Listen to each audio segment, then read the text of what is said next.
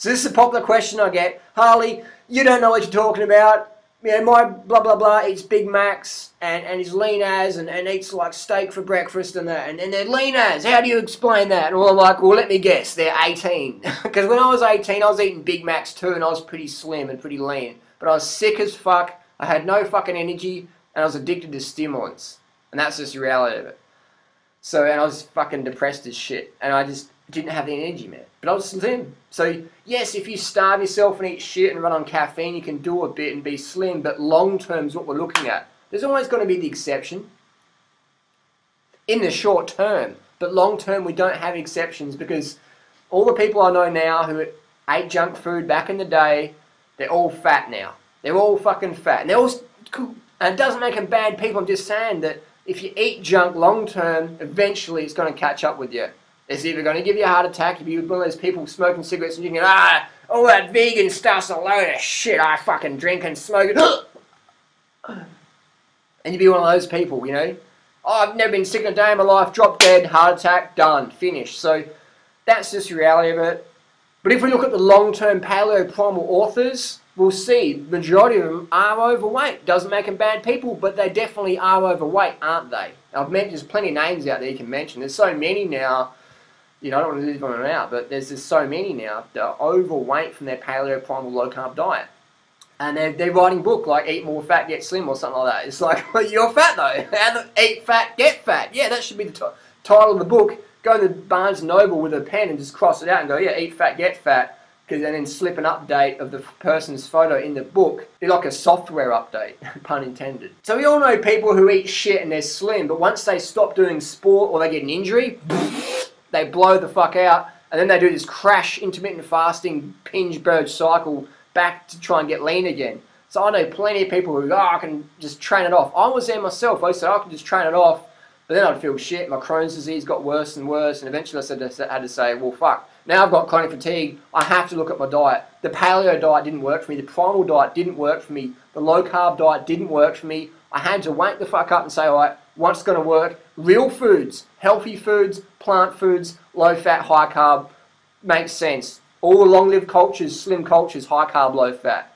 And the vegan thing, that just makes sense as well, because when I rode past a dead kangaroo on the highway, it stunk of shit, maggots and disgust, and I said, I don't want to eat that, so I want to eat plants, thank you very much. So just common sense, real food, eat real food, people. Whole foods, plant foods, fruits and vegetables are good for you.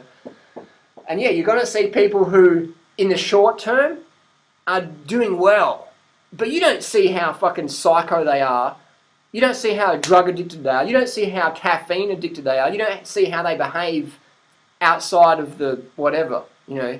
You don't know what's going on. And you see them now, but you don't see them in 5 years' time or 10 years or 20 years' time. I've seen these people.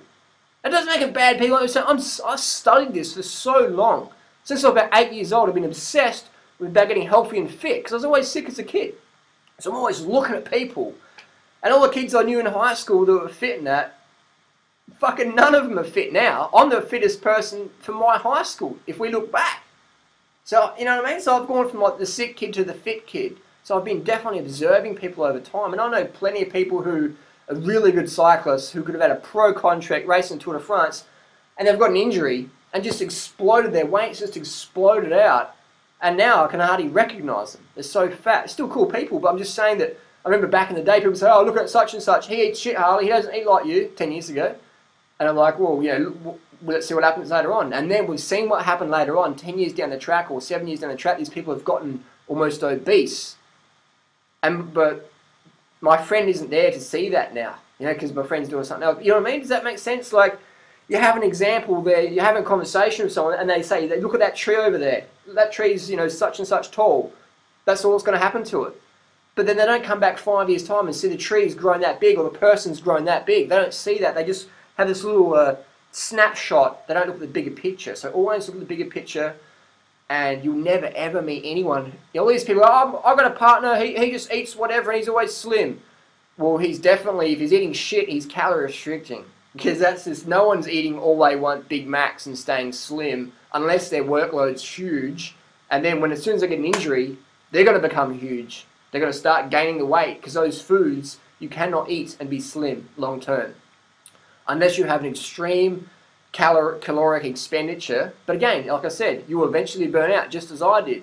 I burnt out in the paleo diet, the primal diet. I burnt out on that thing. And yeah, I was slim for a little bit, man, but I was constipated as fuck, and I was moody as fuck, and I was just like, caffeine, caffeine, caffeine, caffeine. So you will burn out. It's like riding your bicycle down the street with no hands. It's like driving your car at 300k an hour when you're 17 years old, and all your mates see you, you're driving past in your Series 3 RX-7 20 twin turbo, whatever, and all your mates go, oh wow, that was really cool, you know.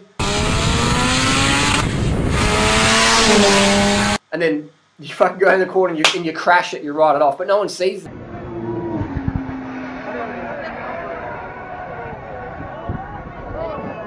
They just see you going past, going, wow, he was really cool. People don't see what happens later on. Does that make sense to people?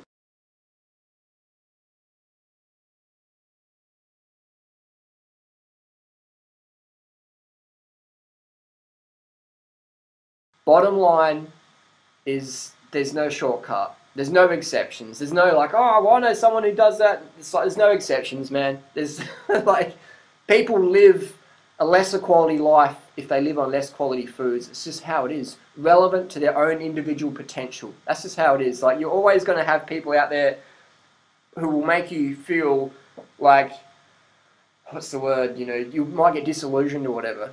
But you got to look at the long term. You got to look at the garden long term. So many people are just like, you know, just real right now, here in the present. That's good, but it's good to have that forecast attitude. You know what I mean? Like, because so many people go out there and go, oh wow, look, it's all sunny today. I can just take my shirt off and it's all sunny. And they come home sunburned. They don't have the long term. They go, look, my skin's fine now. And they get sizzled when they get home. Or they go out for a bike ride and they go, oh, the sun's pretty good today. Like, you know, it's not going to rain. And they go out and get hypothermia because the storm came in over the mountains. They didn't check the radar. They didn't check the bureau. They didn't look at the long-term forecast. They didn't look at the people who are eating that diet long-term. Look at all the high-carb, low-fat vegan people. They're always slim. No exceptions. Post who's fat on this lifestyle long-term. Doesn't matter how fit they are. There's no one fat long-term. Post down below. There's no exceptions. There's no exceptions. I've studied this a lot, man. There's no exceptions. It's just how it is.